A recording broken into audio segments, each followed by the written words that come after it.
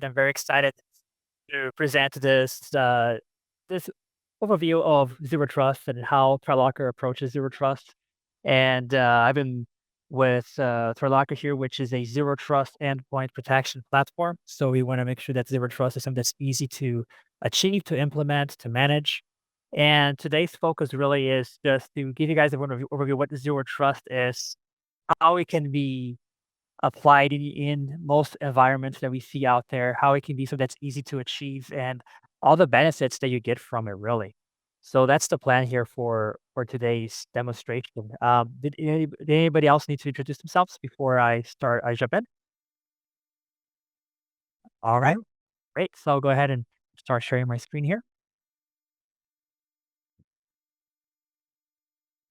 Beautiful. So yeah, today, like was saying, we're going to talk about zero trust and demystify that. And I just want to start from the beginning. Now, what is zero trust? We keep hearing that word nowadays. It's become more like a buzzword.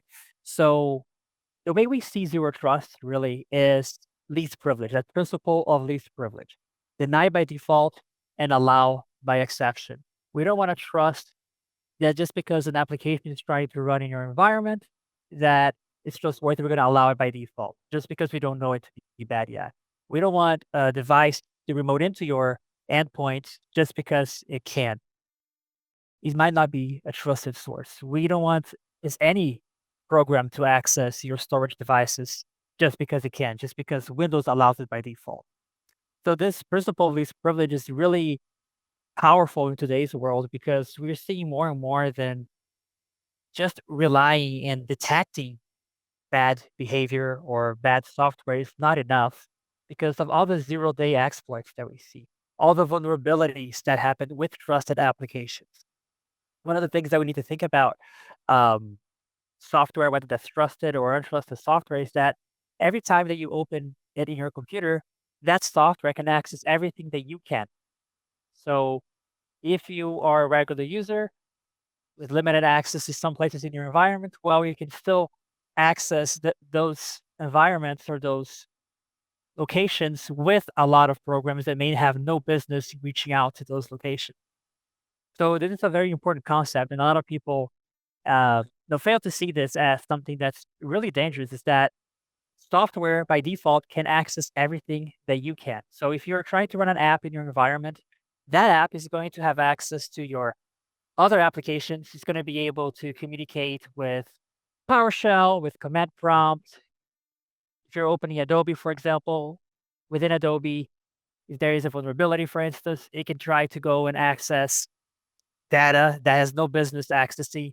It can try to go to the network and go to a malicious website when you didn't even need to have the access in the first place. So a lot of the big cyber attacks that we've seen recently actually involved trusted applications doing things that they shouldn't be doing in their environments. For example, I'm sure a lot of you recall the Felina vulnerability in Microsoft Office that happened, I believe it was in 2022. So if you ask anybody on the street, everybody trusts Microsoft Office, right? It's one of those applications that, it's there by default and there's so many good uses for it. But it had a vulnerability that even with macros disabled, it impacted a lot of businesses. It caused a lot of damage simply because it was using a trusted application with macros disabled. Simply opening it would kick off the MSDT service, which would then call to PowerShell, which would then download a malicious payload online and run that executable in the environment. So you can see here, I'm going to show you is a short video of the Felina vulnerability in action. Somebody goes and opens a Word document. Maybe they got this through a phishing email, and Word is trying to open it here. The diagnostics tool is going to start running. We've all seen this before. Sometimes we're trying to open, a big file, a big Word document, and it keeps trying.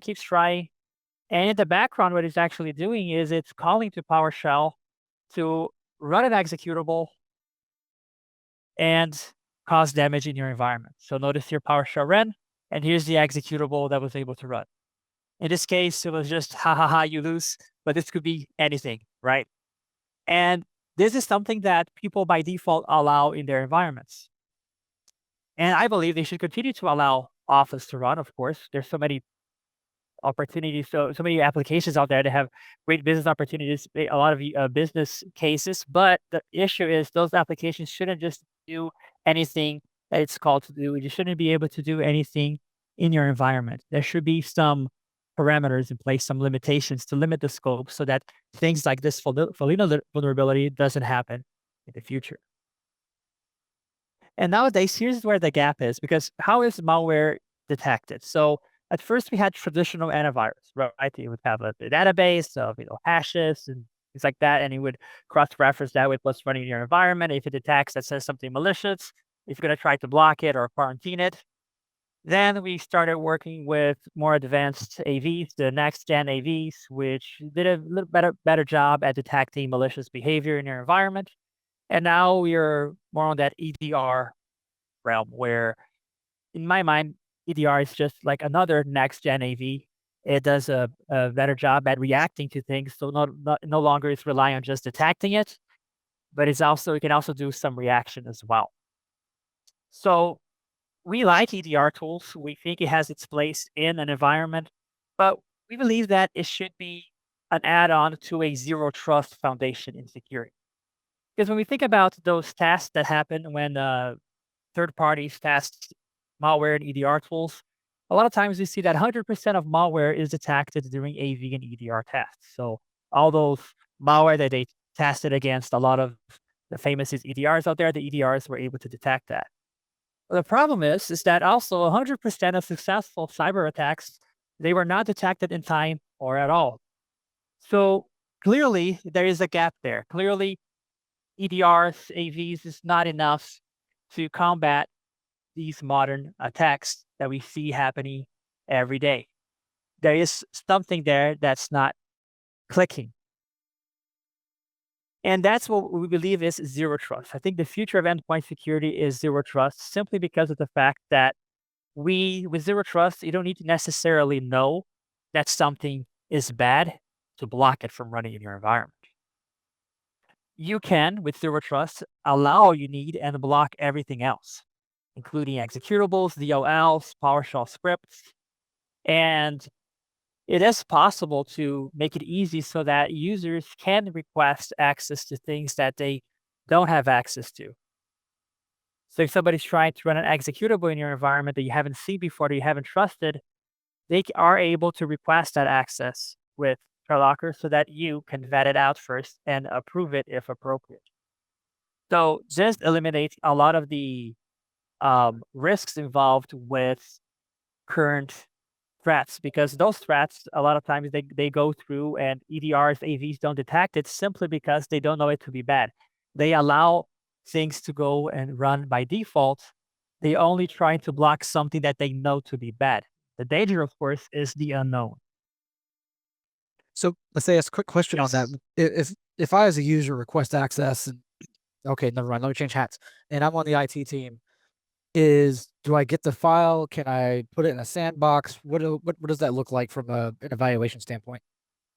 Yeah, so with ThreatLocker, there's several options that you can use. So when you receive the request for a lot of executables, it's easy to run that in a virtual environment. So we make it very easy for you to spin up a virtual machine that's hosted by us in the cloud, and you can install and run that executable on that virtual environment.